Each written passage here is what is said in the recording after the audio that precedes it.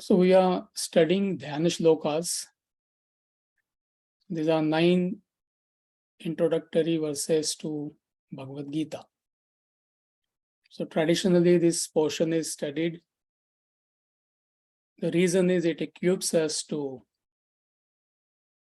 understand the message of Bhagavad Gita. What is Bhagavad Gita all about? And we have covered first 3 verses. In case you missed the previous couple of lectures, I'm sure you're getting the recordings. So those who are attending for the first time, I would strongly recommend you listen to those lectures. So you'll be with the group. You won't be left behind. Now, just to recapture the main points in verse number 3. I'm reading the translation. Salutations to Krishna, who holds a cane in one hand and shows Dhyana mudra with the other. Dhyana mudra is a symbol of wisdom. Who is Parijata, a tree of fulfillment to those who surrender to him, who has milked the nectar of Bhagavad Gita. Now, there are 2 or 3 main points here which you need to understand. Don't worry about the translation is poetry. So the first point is, it is extremely important for you to understand the role of God principle in life. Now, the word which we use in Vedanta is called as Atman. The English equivalent word is self, S in uppercase. So either you can use the word self or Atman, divinity, truth, God principle, any word. Words don't matter. So as long as you understand what we are talking about. Now, why it is important to understand the role of God principle, how it functions, because once you have clarity, you will know how to manage your life. So that is the practical implication. It's not only in theory that you have to understand. Of course, as a concept, you need to understand. But if concept is not clear, you will not know how to manage your life. So what is the role of self or Atman or God principle in my life, in your life, in anybody's life? So the first thing you need to understand that self or Atman is an enlivening principle. It enlivens your body, mind, and intellect to function. Can we have the PowerPoint, please?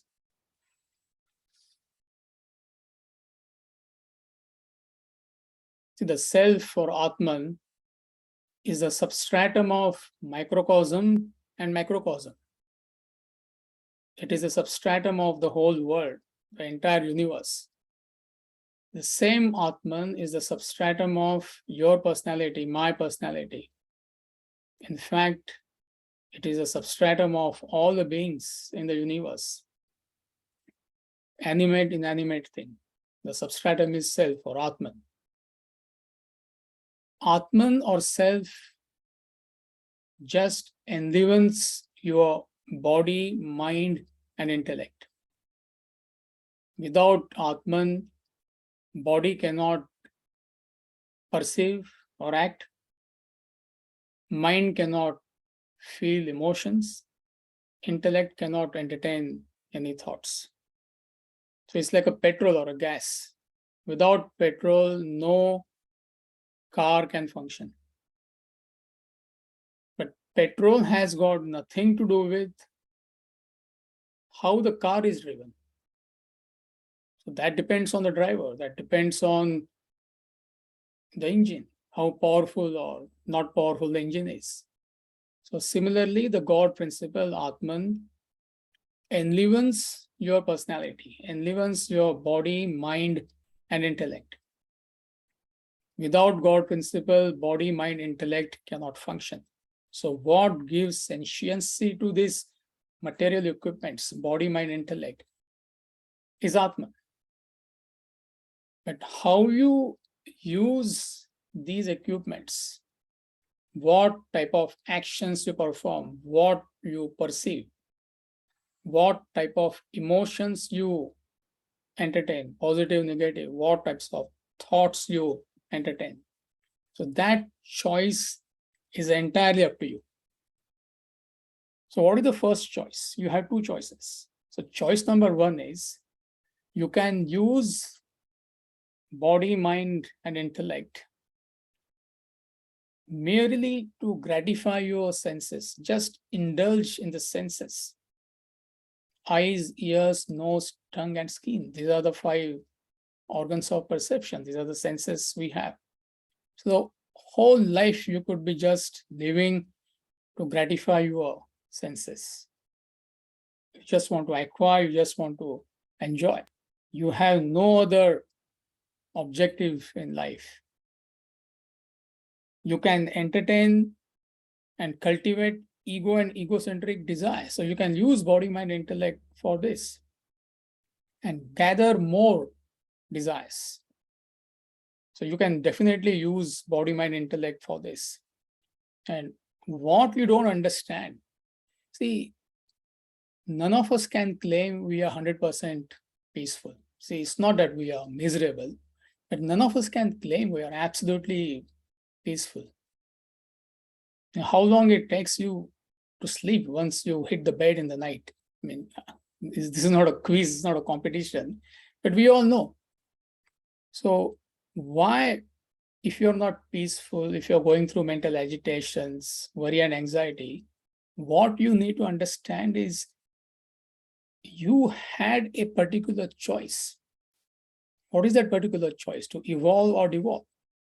So if you opted for merely to gratify your senses, entertain and cultivate egocentric desires, emotions, and thoughts, there is a price you pay. That is the very definition of devolution, to acquire more desires. And how scriptures, they beautifully describe, they call it as womb of sorrow. A person who lives a self-centered life merely to satisfy his senses, it is called as womb or wombs of sorrow. Now, why it is called as womb of sorrow? See, because when a child is in the mother's womb, you can't see the child. Only when the child comes out after 9 months, isn't it? You can see the child. So similarly, when you are living a life of mere sense gratification, meaning indiscriminately you are indulging your senses. Take simple example. You have no control on your food habits. No exercise, nothing. Smoking, drinking, whatever, all this. No. Initially, it gives you pleasure. Nobody can say it doesn't give me any pleasure. Then why are you doing it in the first place? So initially, I mean, you enjoy. It gives you that kick. But what you don't see is what's going to happen in the future. Therefore, it is called as wombs of sorrow. So any disciplined life, none of us like it, isn't it? But what is lying in store in future, that's what you don't see. So you have that choice. Just go on merely indulging in the sense objects, and later on you pay the price for that. So it comes back you as a boomerang. It is not easy to live within your means. I'm talking about your money. Your income is at, let's say, $50,000. Your expenses could be at $70,000, $80,000. What happens if you lose your job? What happens if economy goes down? What happens if there is recession? See, unnecessarily you go through mental agitation. So therefore, they call it as womb of sorrow. No self-centered person is happy. It is a law of life. And most people, whole life, They're just living a very selfish, self-centered life. So you can't escape the law. It comes back at you at worry and anxiety and mental agitation. So you have that choice. That's the choice you have. And also, if you go on indulging in the sense objects indiscriminately, you lose pleasure. It is called as law of diminishing returns. How long you can go on indulging in any sense objects. So if you indulge indiscriminately in sense objects, the pleasure content goes on reducing. It's called as law of diminishing returns. And if you really indulge, you continue that indulgent life, you reach a state called as neutralization. So where when you contact a sense object, it does not give you pleasure. But if you abstain from it, it gives you displeasure. That's what has happened to a person who smokes constantly, a chain smoker. If you look at the ashtray, see, you will find, a half-burnt cigarettes.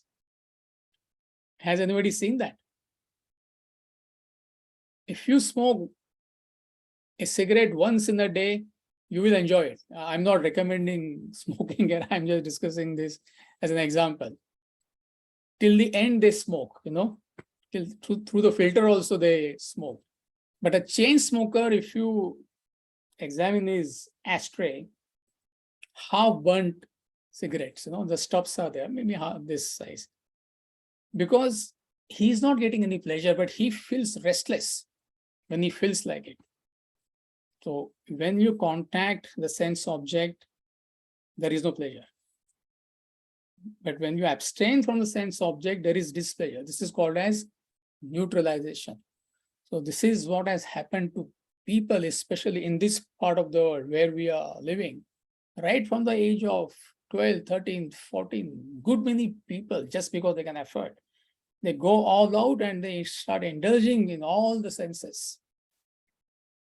And by the time they're in their 20s, 30s, 40s, the monotony sets in. There is boredom because nothing really excites you. Then you look for something else. You try that, look for something other, some other object. That's the price you pay. So you have that choice coming back. So you can use your body, mind, and intellect, these material equipments, to devolve.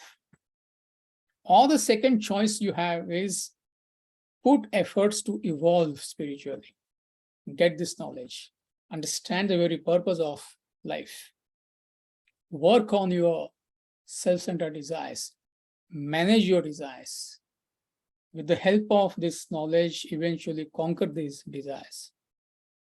Become aware of your attachments to the objects and the beings. Understand how deadly any attachment could be. Work on your indiscriminate attachments. Imbibe this knowledge, these values in your life. Work for the goal of self-realization. This is choice number 2. So that's what symbolically they are showing it. Like Krishna. Krishna means Atman. Last week, this is what we covered, isn't it? The word Krishna means Atman. It has got nothing to do with any personality. That Krishna, that Atman is in you and me, the God principle. So how you use that Atman, that choice is with you. So he's showing Cain in one hand, that is a life of sensual, indiscriminate indulgence. Or a Nan Mudra is a life of spiritual evolution. You want to improve yourself. You want to become a better human being. You understand that as a human being, I have this unique opportunity to evolve spiritually, to reach the state of self-realization, God realization. Why human life is so special? Because only a human being has this amazing opportunity to come out of this conditioning in which we all are caught up. No other creature has been given this gift by the providence. So if you do not make use of this opportunity, I mean, what are you doing in life? totally wasting your life. If you understand, what opportunity you have. If you are not aware of this opportunity, then how does it matter? Therefore, Upanishads, they say, Mahati Vinashti. Isavasya Upanishad is one of the powerful Upanishads. It says it is the greatest of great losses. If, as a human being, if you don't reach the ultimate goal within your lifetime, according to them, you have wasted your life. So you have that choice. You decide what you want to do with your life. I have choice on my actions. You have choice on your actions. So you decide. Now, if you don't put efforts to evolve spiritually, what is the price you pay? See, first of all, when we use the word self or Atman, it is all full. That's you. That is me. That is your original nature. It's all full, whole, paripurna, state of absolute peace and contentment, infinite peace and infinite bliss. There is nothing lacking in your life. There is nothing lacking in my life. But when you are ignorant of your original nature, we all are. It's a question of more or less. It creates an imaginary void. See, that's the paradox. Why we are saying it is an imaginary void? If Atman or self or peace or bliss was not your original nature, then it is understandable. But what we are told, what these great masters they are telling us, that is you. Just as health is your original nature. Nobody can give you health, isn't it? You can remove ill health. Similarly, peace or bliss is you. That is you. That is your original nature. That's your original state. But due to the ignorance, you experience an imaginary void, sense of incompleteness. There's a lacuna, and everybody has that void. No matter what you have achieved or what you haven't achieved in life, everybody has that void. And to fulfill that sense of completeness, you start sending your thoughts to the world. So you want to acquire objects and beings of the world at various levels of your personality. So these thought currents flowing from you to the world, they are called as desires. And these desires play havoc in your life, my life. And what you don't understand, that any amount of external acquisition and enjoyment is not going to fulfill your desires. You're not going to feel happy. You're not going to feel content. You're not going to experience bliss, because bliss is not in the external world. Happiness is not in the external world. That is your original nature. Now, I know what I'm saying is not going to make sense to most of you. But somehow try to swallow it. Because we are studying Bhagavad Gita here. We're not discussing any other, This is the highest truth given out by all the masters. Whether it is Christ, whether it is Krishna, whether it is Prophet Muhammad, this is the message. The kingdom of heaven is within you. We all know. This is what Bible is saying. But we all are trying to find that kingdom of heaven where? I don't want an answer. Not inside, outside. So, therefore, if you do not put efforts to get this knowledge, whole life you will experience this void. And when void is pronounced, you say, I am disturbed. When void is too much, again, imaginary void, you say, I am depressed. What is this nonsense called depression? It's all absolute nonsense. See, we were not laughing at people who are going through worry, anxiety. We sympathize with everybody. We should. But the paradox is, if you did not have that peace with you, then it is understandable. Then you obviously you need to work on it, and you need to get it from wherever it is available. You have $100,000 in your account, in your own account, and you are borrowing $10, $20, $30 from your friends because you don't know you have $100,000 in your account. How do you know? Go to Bank of America ATM. You don't have to put effort. Just go through the drive-through, insert your debit card, punch in your number, PIN number, take a printout, and see the balance. If you don't believe me, I mean, it's just an example. Don't take it literally. Your friends are telling you, why are you borrowing money? So when you see the printout, oh yeah, I have $100,000 in my account. Same thing these great men, they are telling us. If you did not have that peace with you, then it is understandable that you experience that void. You have that peace. That is your original nature.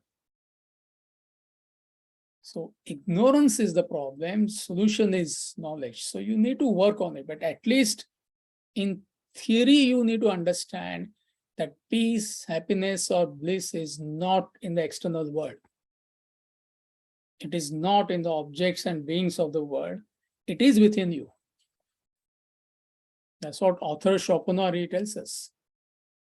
He says it is extremely difficult to find peace in the external world, the German philosopher. He admits. But he says, if you cannot find that peace within you, you cannot find it anywhere else. So he is not saying it is easy to find that peace within you. You need to work on it. But we all are trying to find that peace in the external world. So all great men, they are saying the same thing.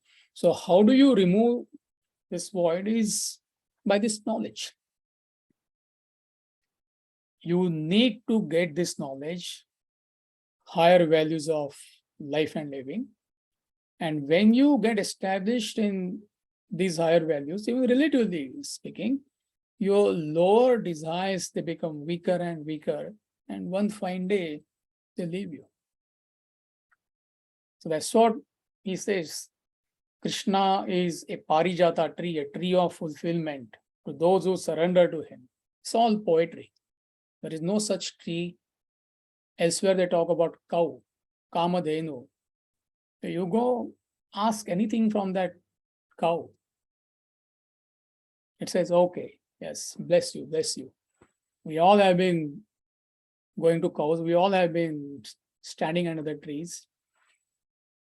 Nothing has happened. Only if you go in the evening, especially during this time, mosquitoes only will bite you, isn't it?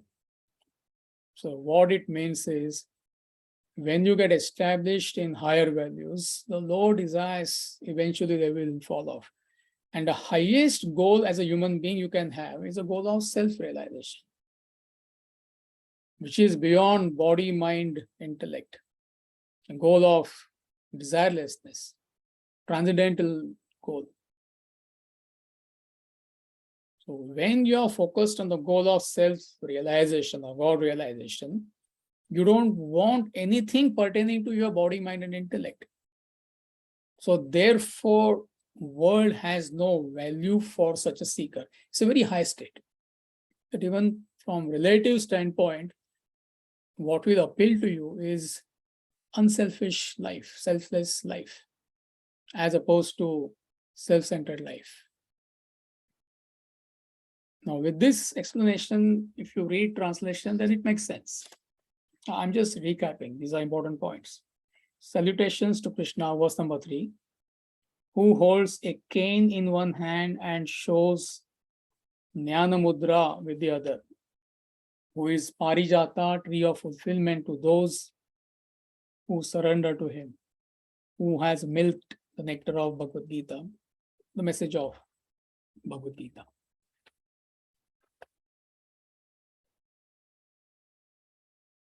Verse number 4, please.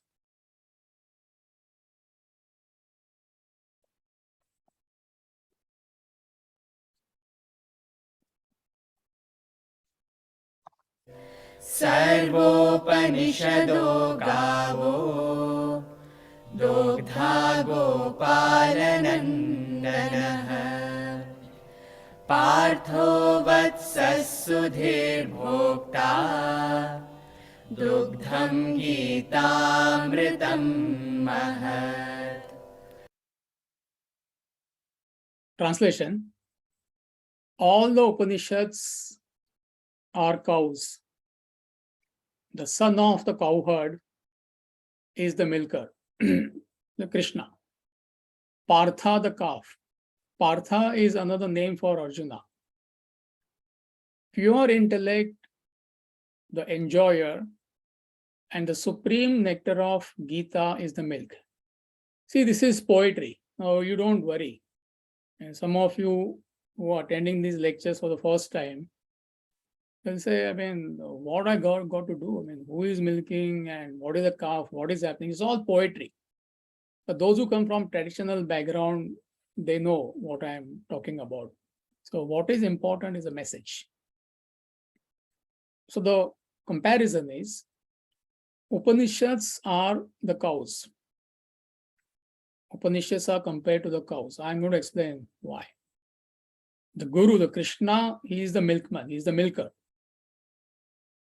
Arjuna is the calf.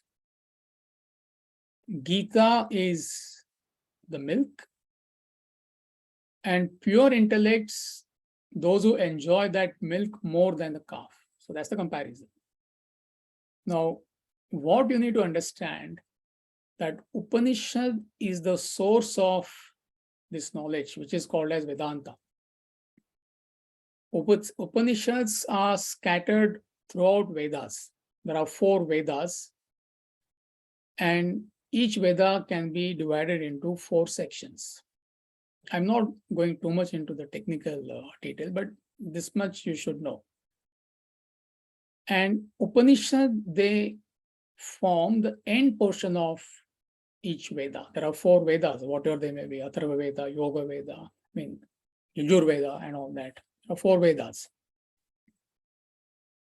Now, Upanishad is nothing but the message given out by the enlightened masters to the world. Now, who are these masters? Nobody knows. They are so ancient. Vedas were compiled approximately 3,000 to 5,000 years back. And Upanishads, they were inserted into these 4 Vedas. So they were around traditionally, passed on orally from master to disciple. So how old are these Upanishads is difficult to say.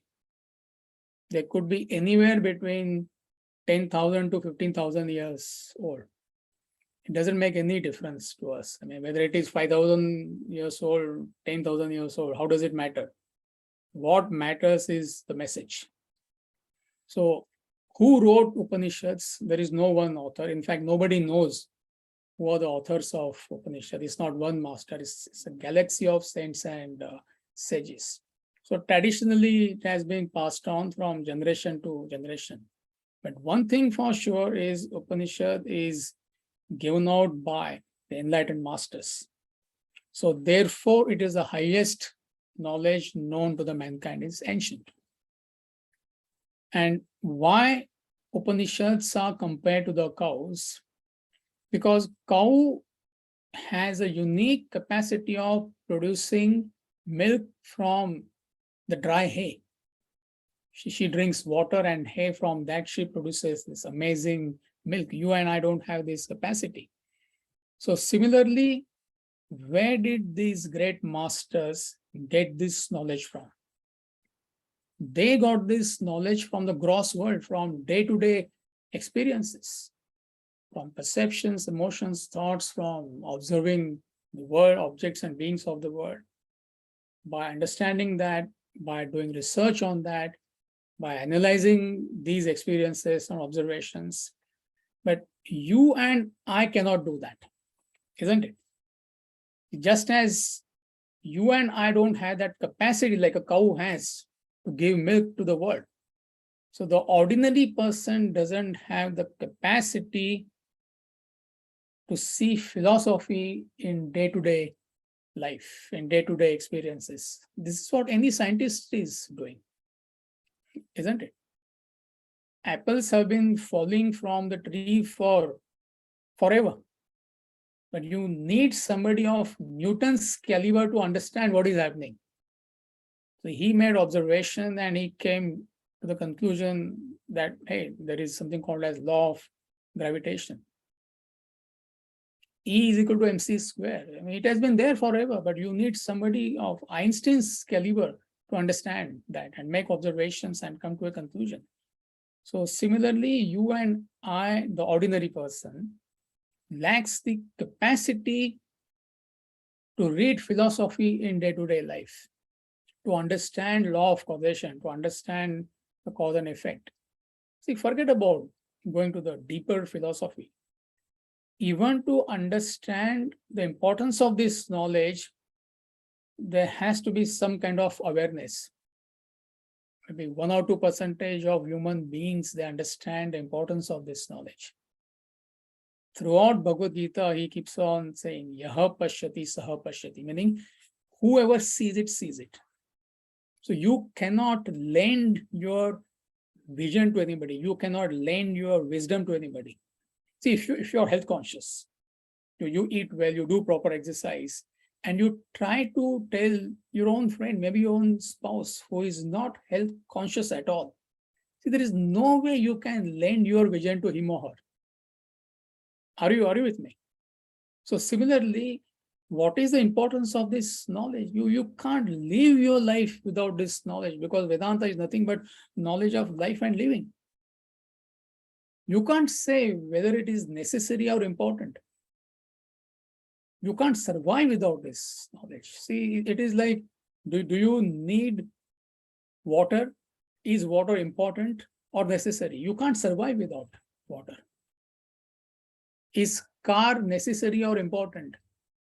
Yes, necessary, especially if you are living in America, that too in Michigan.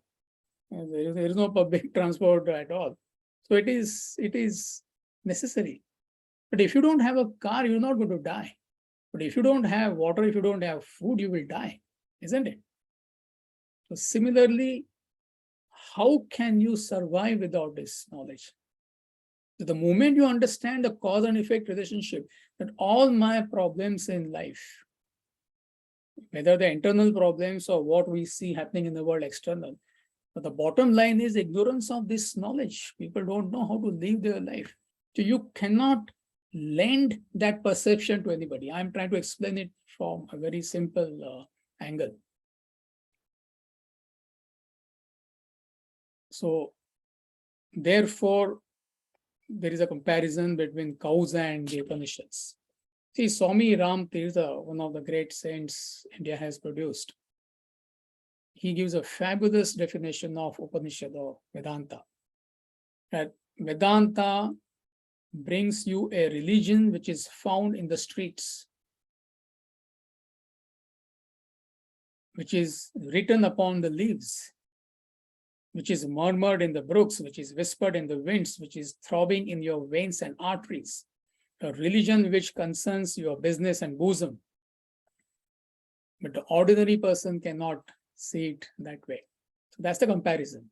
And then why you need a milkman? Because milking is an art. Those who are from the rural area, even in America, I mean, you and I cannot milk the cow. You need an expert person. So similarly, you need a qualified teacher. That's a comparison. Who has understood the message of the scriptures, who has assimilated this message, and then he or she gives out that message as per the capacity of a seeker. If a child comes to you you will give maybe a small quantity of milk. An athlete comes to you, you will give maybe a glass full of milk. If athlete comes to you, you won't give him like, this much. Or child, you won't give such a big glass of milk. So whether to give this knowledge to somebody, how much knowledge to give, you need a qualified teacher. It's like medicine. Should you give 250 milligrams? Should you give 1000 milligrams? You and I can't decide. Antibiotics I am talking about. You need a doctor, isn't it? So therefore, you need a qualified teacher to pass on this knowledge as per the requirement of the seeker. And Arjuna is compared to the calf. Again, it's quite simple. The cow gives milk in the presence of a calf. If you go to the places where they keep cows are there, they sometimes they keep a picture of a calf. The cow doesn't understand. She is that way. She is there is no intellect. So she thinks there is a calf and she gives milk. So similarly, Arjuna asked the question to Krishna. This is the backdrop of Bhagavad Gita, and Krishna gave out the knowledge. Now, no doubt, knowledge was given by Krishna to Arjuna, but Arjuna did not get so much of benefit. Yes, of course, he got some benefit. He was in a particular situation. He surrendered to Krishna. His confusion was removed. He fought the war. He won the war. And you and I have been benefited for thousands and thousands of years. That's the implication. See, for example, you may invite your friend to these lectures. Hey, do you want to attend Bhagavad Gita lectures? Obviously, you are getting the benefit. But your friend may get far more benefit than you. Now, I've seen so many examples. I've seen some youngsters, they came for the lectures, they attended the lectures, they ended up joining Vedanta Academy, which we have in India, and some of them, they took to this life, to this knowledge lifetime. And those who introduced them to this knowledge, they are nowhere, relatively speaking. Or in a question and answer session, somebody asks the question and the teacher answers that question. No doubt that person gets the benefit, but it's possible that other people, they may get far more benefit than the questioner. So it is nothing but the psychology. So therefore he says it is pure intellect who enjoys the milk. Who enjoys the milk more? The pure intellects. So a real seeker gets maximum out of these forums. It could be attending lectures, it could be reading the book. So what you need to understand is the psychology.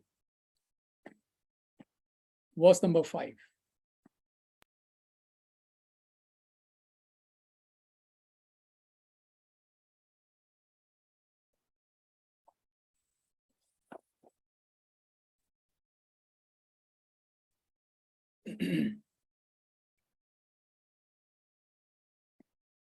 वसुदेवसुतं देवं कंसचाणूरमर्दनं देवकी परमानन्दं कृष्णं वन्दे जगद्गुरुम्. I salute Krishna, the divine son of Vasudeva, destroyer of Kamsa and Chanura, the supreme bliss of Devaki, Jagat Guru, the universal Guru. Now, see, like I said earlier, each verse has two angles, devotional and intellectual.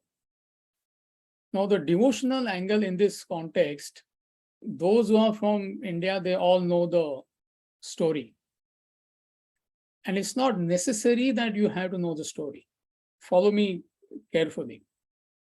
Now, definitely, there is a role of stories while one is growing up in one's childhood, because it helps to develop devotion.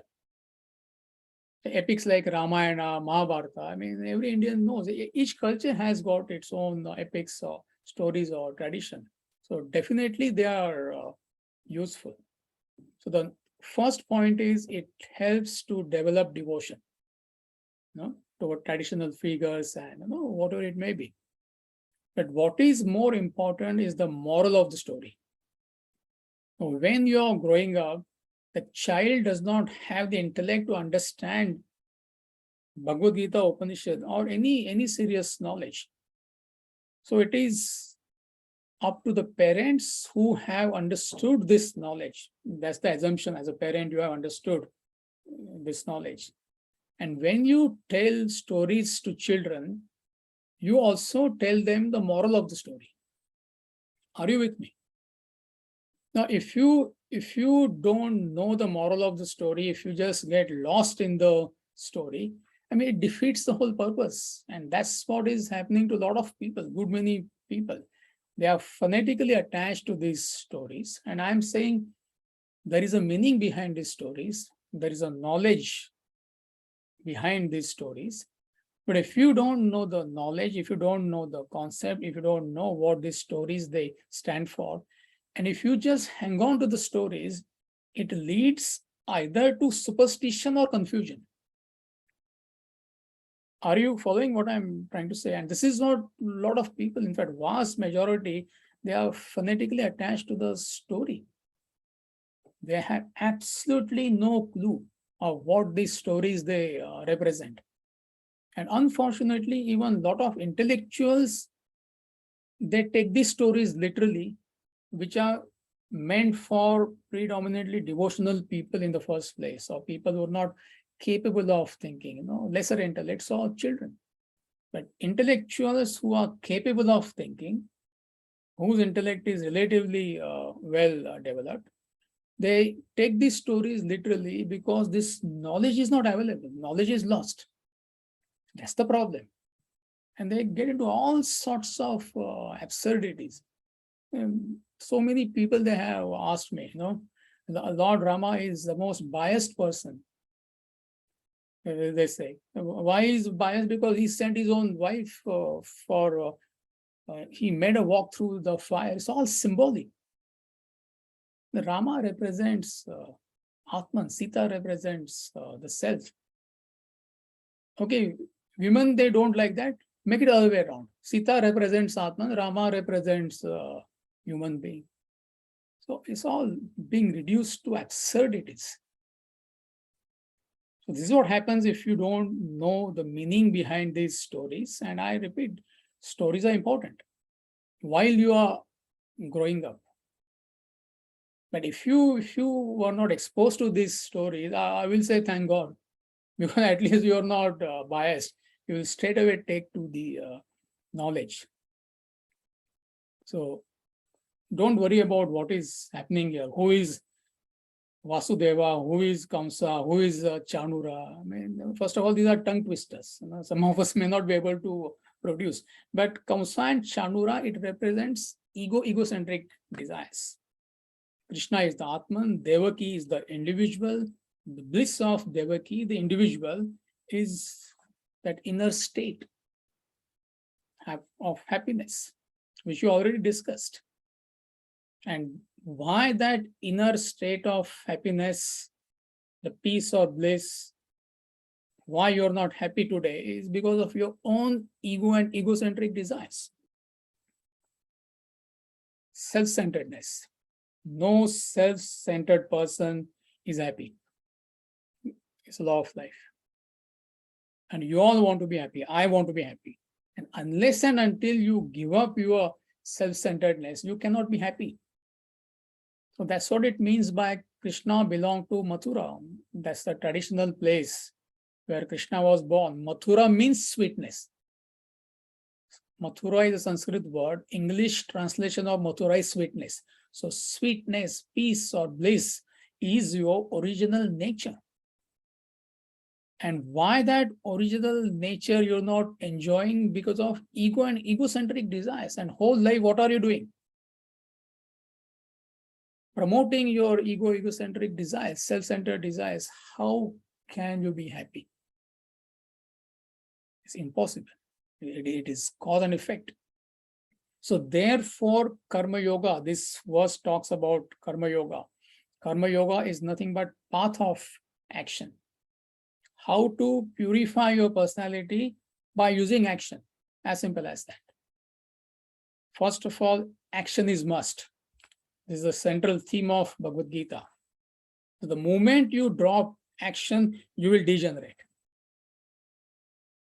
And unfortunately, good many people take to study of Bhagavad Gita after retirement. It has become a post-retirement pastime. What's the use? And that does not mean you should not study Bhagavad Gita.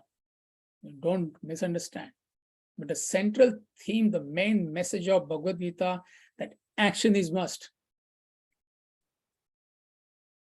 No retirement. If you're a student of Bhagavad Gita, if you're a student of Vedanta, forget you're a student or not.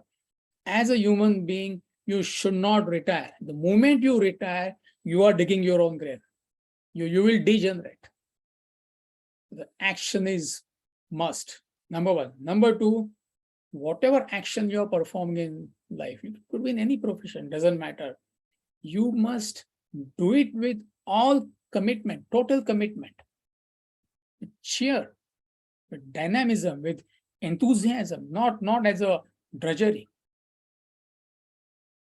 And how you do that? Only if you are unselfish. Otherwise, it's not possible.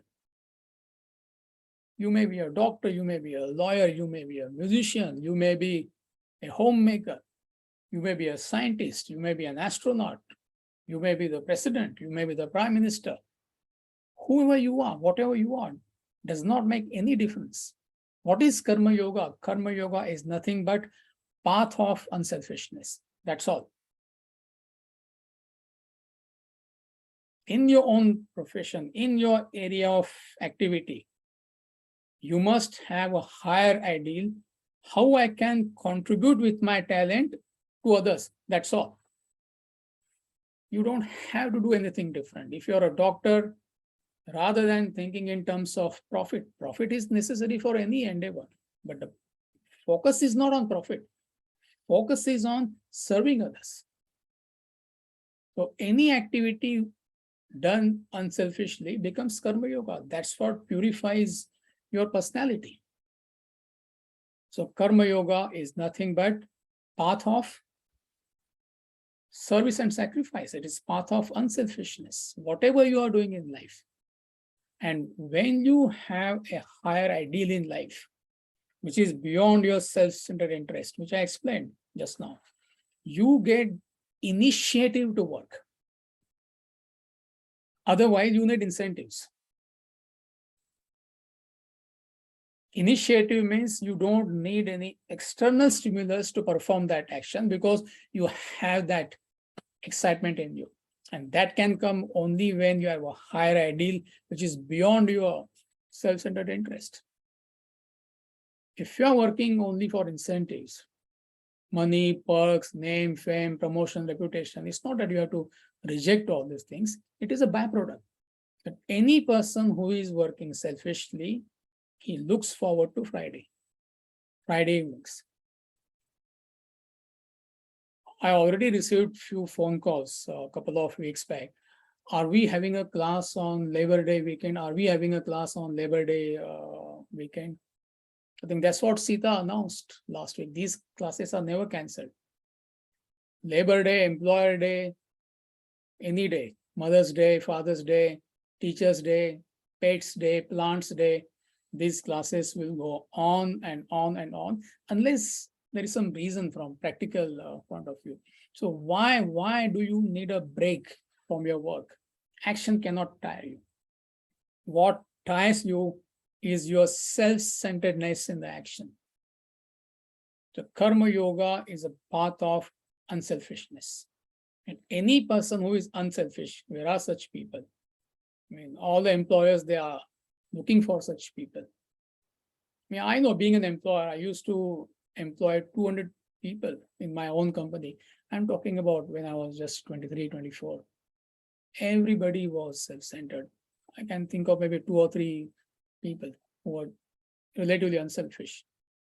So when I closed my business to join Vedanta Academy full-time, I was hardly 25 or 26.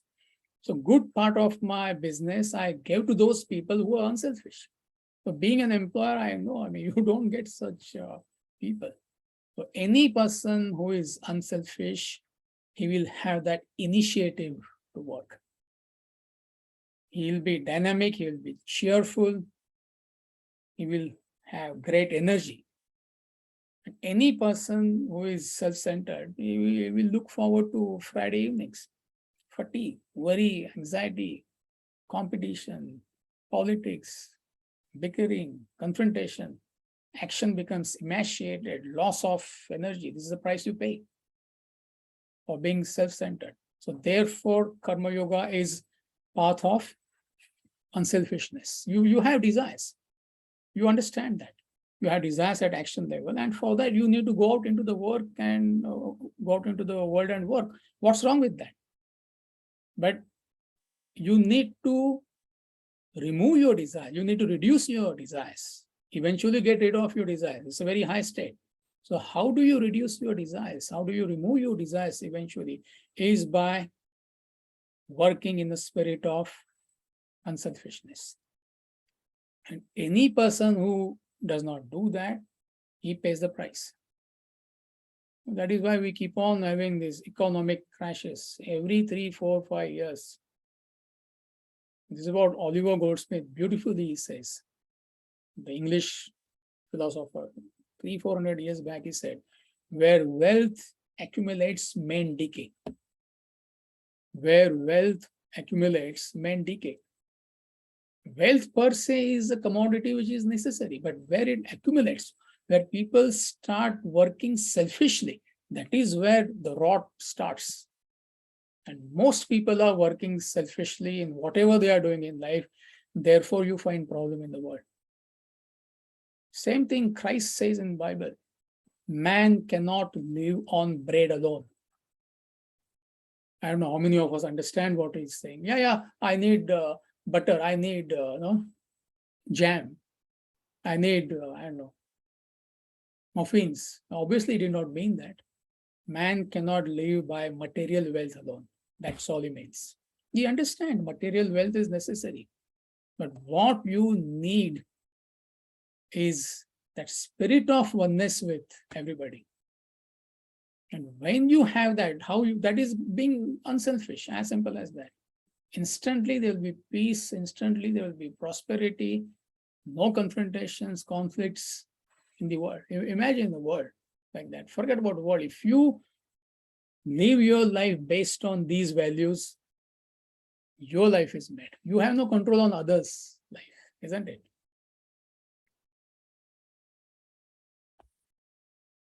So I salute Krishna, meaning I salute this message. He is a Jagat Guru. Krishna is a Jagat Guru, universal teacher. Now again, Krishna alone is not Jagat Guru. Why? Jagat Guru means universal teacher. These principles are universal. That's what it means. What Krishna is teaching, it is meant for the humanity. Christ is a universal teacher. That doesn't mean only those who Christians, for them, he is a universal teacher. No, Christ is a universal teacher for the entire humankind. Because what Christ is teaching is Vedanta, eternal principles. And when any enlightened master speaks, he communicates the self because he has unfolded his self 100%, which is, and self is the substratum of the entire universe. So therefore, when enlightened master speaks, he is communicating that self or Atman or truth or divinity. Therefore, an enlightened master is called as universal teacher, Jagat Guru. And Krishna happens to be one such universal teacher, Jagat Guru. That does not mean Krishna alone is Jagat Guru. Are you with me? So in this verse, he talks about Karma Yoga. Raji, can we have that chart, please? 3 spiritual paths.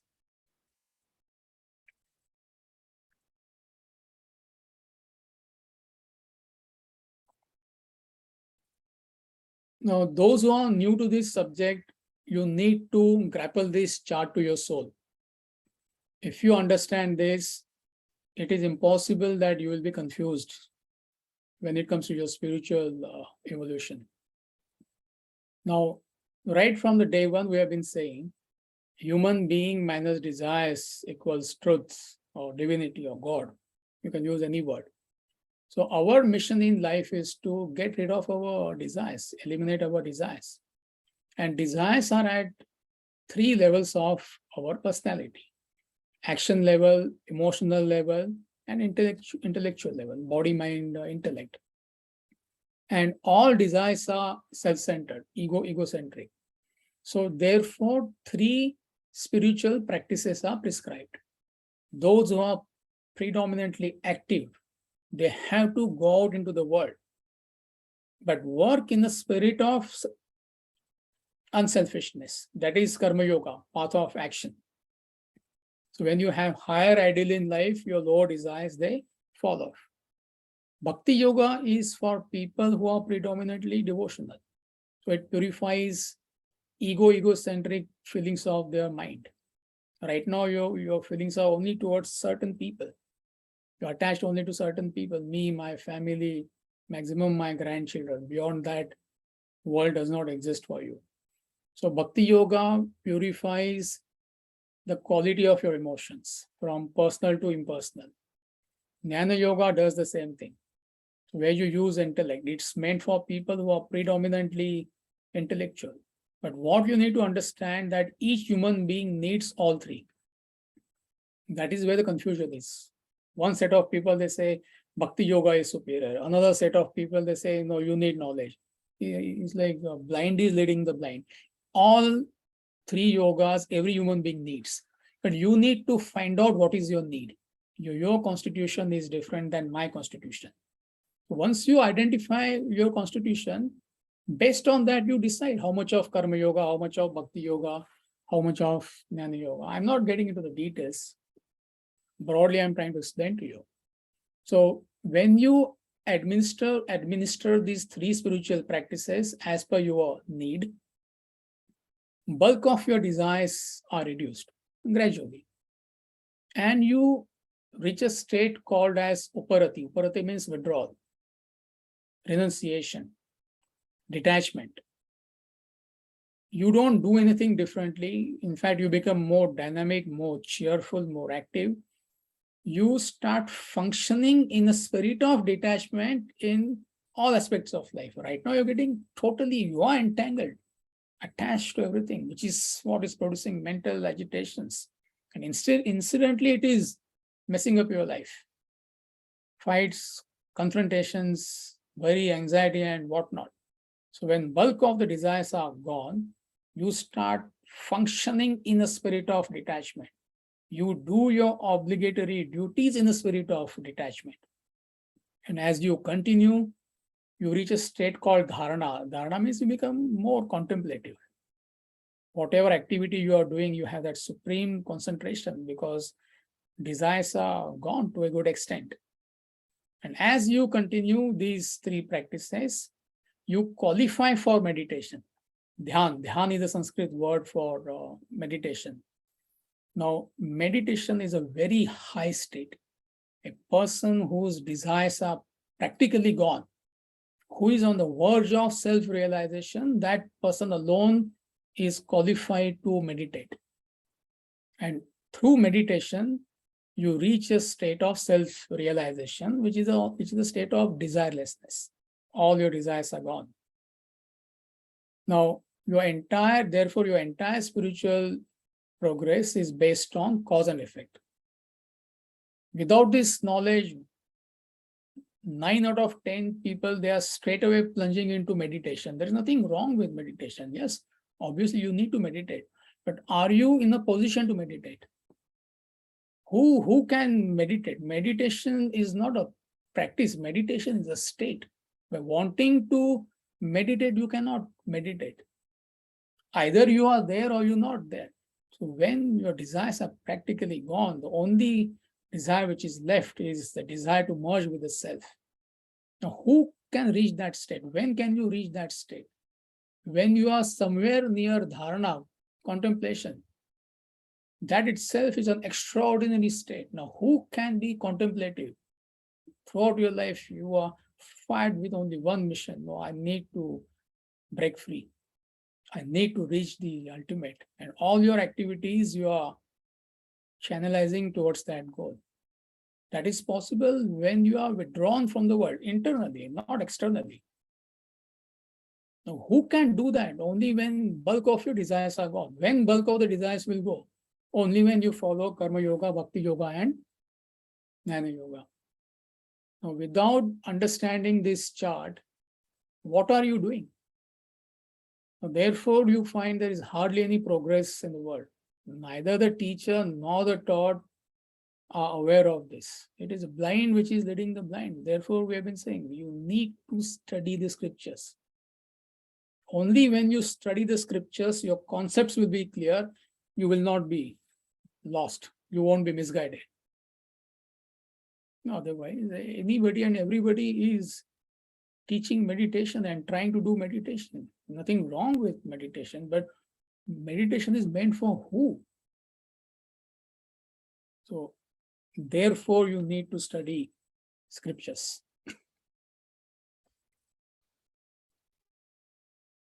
And the principle of Karma Yoga is, can we have the next slide?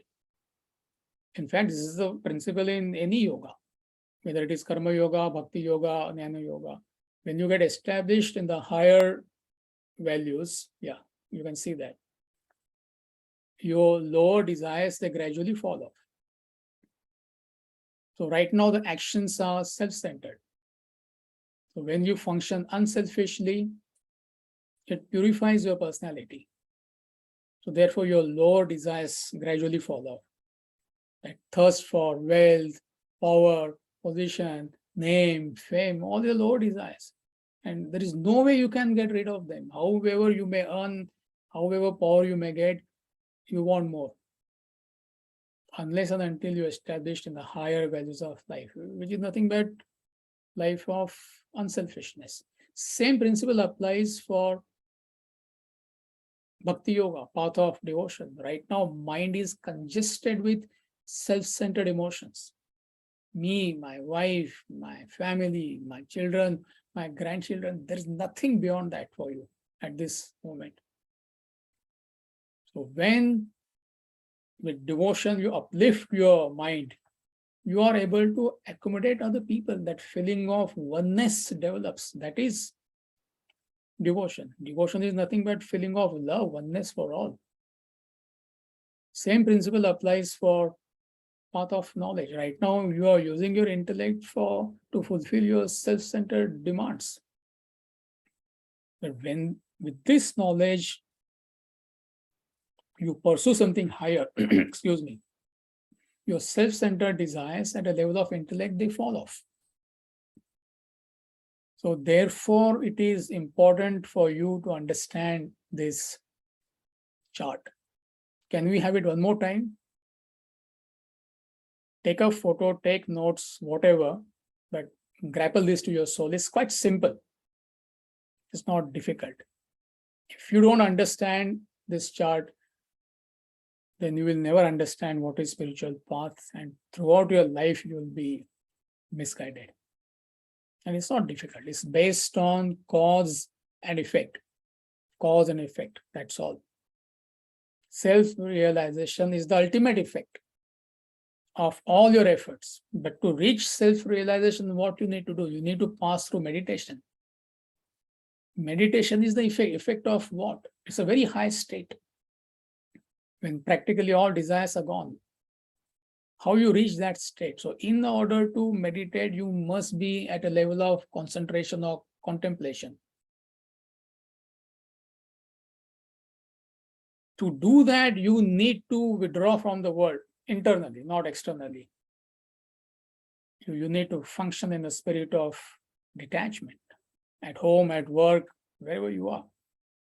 That itself is a very high state. Forget about meditation. Even operative withdrawal is a very high state.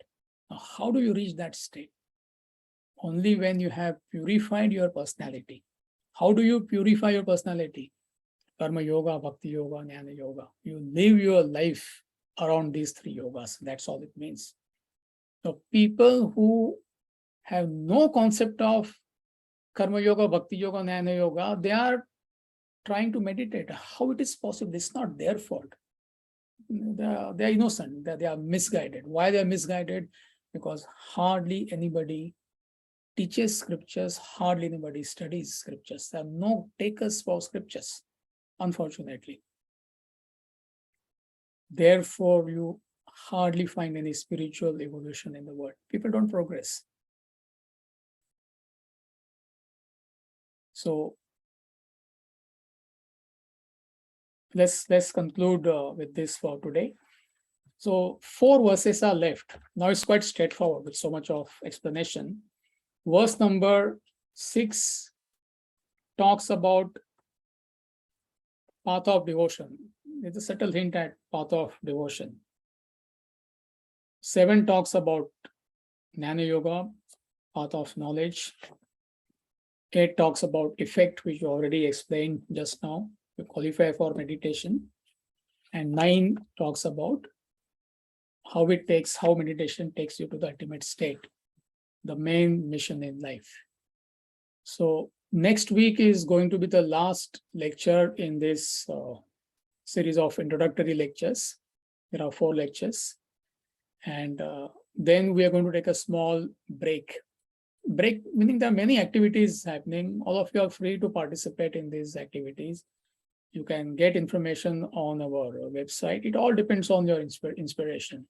Like Swamiji is going to address everybody. It's called as Message for Humanity. It is from September 9th to September 11th. It is a contribution-based event. So therefore we don't announce, we don't promote. If you are inspired, you can listen from the master straight away on the website. Information is there. If you're inspired, participate, register and participate. Then from 22nd to 23rd, we are having, am I correct, the dates, Radha? Yeah, the Catskill retreat, yeah? Yes, Amitji. Yeah, 23rd to 25th. Yeah. 23rd to 25th. Okay, so we do retreats twice in a year in Catskill in upstate New York. The retreat is fully booked, unfortunately. If you're interested, you can participate in May, but the September 23rd to 25th is already fully booked. So these 2 events are happening. So therefore, we are going to take a break. And then from the first week of October, we will start with chapter 1 of Bhagavad Gita. All of you will get email, don't worry, but I'm just trying to give you the bird's eye view of what is going to happen. So, all right, let's conclude for today and try to review these concepts when you go home. See, so much is being thrown at you every class that it is a topic in itself. So we just talked about Karma Yoga. In Bhagavad Gita, 3 chapters, he talks about action. Look at the depth of the knowledge. Bhakti Yoga, the whole chapter is on Bhakti Yoga. There are a couple of chapters specifically on knowledge. So there's tremendous depth. So try to master the basics. Try to understand the basics. And enough basic knowledge has been thrown at you in the past 3 sessions. So take your notes, whatever you do. I think all of you are receiving the recordings. You can listen to it again, take notes, whatever you want to do. So let's conclude for today. And I will see you next week. And one small announcement. Personally, I don't like to make these announcements, but I'm forced to make these announcements. How many times you have been told to leave your videos on? So still I find 50 to 70% people don't leave their videos on. It's extremely difficult for any speaker to look at a blank screen and talk. I'm not a lecturer here. I'm trying to share my inspiration. And looking at your reaction, I know what to say, what not to say. Unless there is some extraordinary reason why you don't want to show yourself, I understand. Nothing will be enforced on anybody. But it is a nice feeling that we all participate, we all know each other. Why hide from each other? Imagine my video is off and I am trying to talk to you. Will you listen to me? Think from my point of view, man, why 50% of the videos are off? I don't understand why. But having said that, nothing is compulsory. It's entirely up to you. It's your choice. But we recommend that you leave your video on for interesting interaction, effective interaction. So Amitji, there's somebody with the hand raised, Lesa Shia. So you can unmute and ask what you want to ask. Yeah. Please. You mentioned that the previous lessons were recorded, but I'm looking at the email. I just see the link for today's lesson. I don't know how to get to it. Yeah. So Vijay and Radha, please note down what is the name? Lesa. Lusatia. So please send Vijay. Please send recordings to Leslacia. You Sure. have having her email, right? Yes. So yeah. See, to be the safe side, send that playlist to everybody. Okay. All of you will receive the playlist of lectures. I think on Monday you should be able to send, Vijay. Yes, Amiji. And then you can watch the 3 lectures, including today's lectures. Okay? Okay, great. Thank you. Hari Om. Hari Om.